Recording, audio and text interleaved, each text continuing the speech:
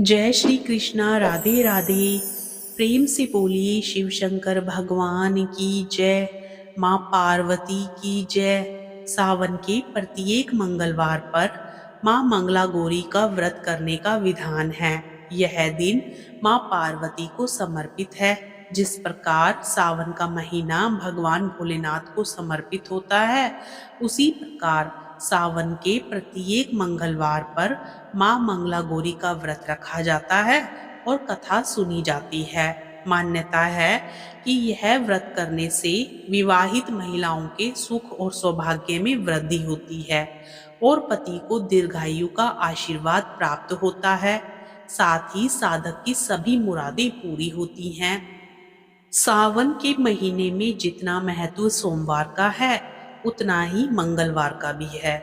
इस माह में जहाँ हर सोमवार को भोलेनाथ की पूजा की जाती है, वहीं हर मंगलवार को माँ मंगला गौरी की पूजा भी की जाती है। मान्यता है कि यदि किसी के वैवाहिक जीवन में कोई समस्या, विवाह में कोई अड़चन या फिर संतान सुख प्राप्त ना हो, तो उसे मंगला गौरी का व्रत मंगलवार के दिन रखना चाहिए और पूजा अर्चना करनी चाहिए।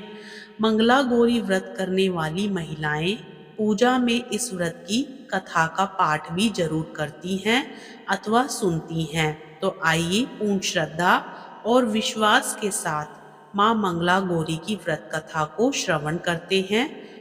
कथा श्रवण करने से पहले माँ मंगला गौरी व्रत की विधि के बारे में जान लेते हैं। सावन का पहला मंगलवार 23 जुलाई को है और इस दिन माँ मंगला गौरी का व्रत रखा जाएगा।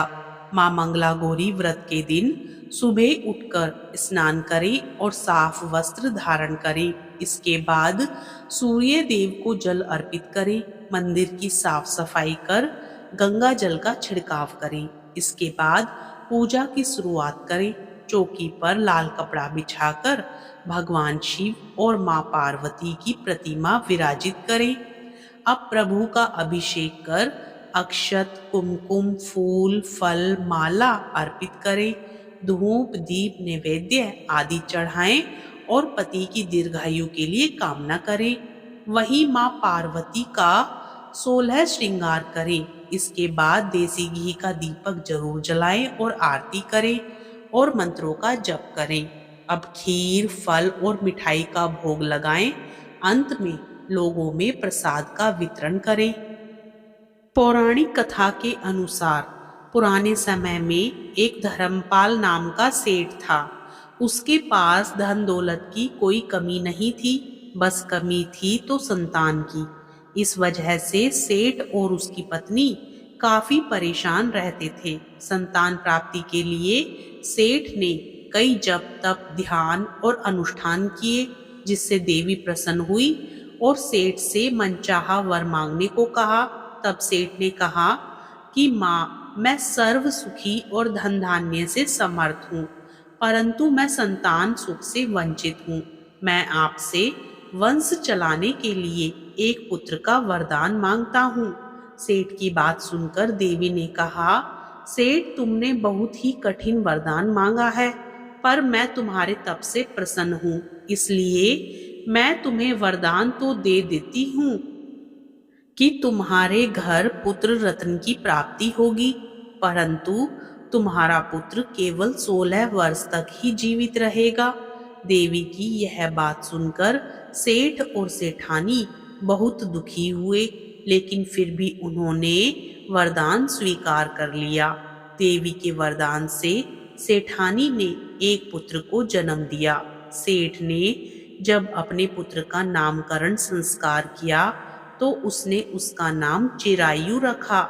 जैसे जैसे समय बीतता गया, सेठ सेठानी को अपने पुत्र की मृत्यु की चिंता सताने लगी। तब एक विद्वान ने सेठ को यह सलाह दी कि यदि वह अपने पुत्र का विवाह एक ऐसी कन्या से करा देंगे जो माँ मंगला गौरी का व्रत रखती हो, उसी कन्या के व्रत के फलस्वरूप आपके पुत्र को दीर्घायु प्राप्त होगी। सेठ ने विद्वान के कहे अनुसार अपने पुत्र का विवाह एक ऐसी कन्या से करा दिया जो मां मंगला गौरी का विधि पूर्वक व्रत रखती थी। विवाह के परिणाम स्वरूप चिरायु का अकाल मृत्यु दोष समाप्त हो गया और राजा का पुत्र नाम अनुसार चिरायु हो उठा।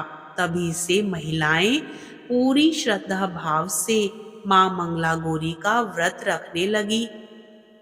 प्रेम से बोलिए गौरी पुत्र गणेश की जय, भगवान शिव शंकर की जय, मां पार्वती की जय।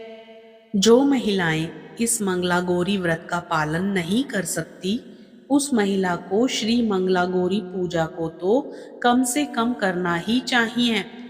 मां मंगला गौरी की पूजा के समय महागौरी मंत्र का उच्चारण जरूर करना चाहिए।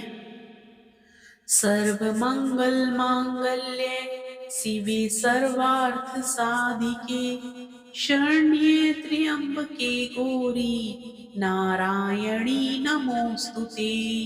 सर्वमंगल मांगल्ये शिवे सर्वार्थ साधिके शरण्ये त्र्यंबके गौरी नारायणी नमोस्तुते। प्रेम से बोलिए मां मंगला गौरी की जय। मित्रों, कथा पसंद आए तो वीडियो को लाइक जरूर करें और साथ ही यदि आप हमारे चैनल पर नए हैं तो चैनल को सब्सक्राइब भी जरूर करें।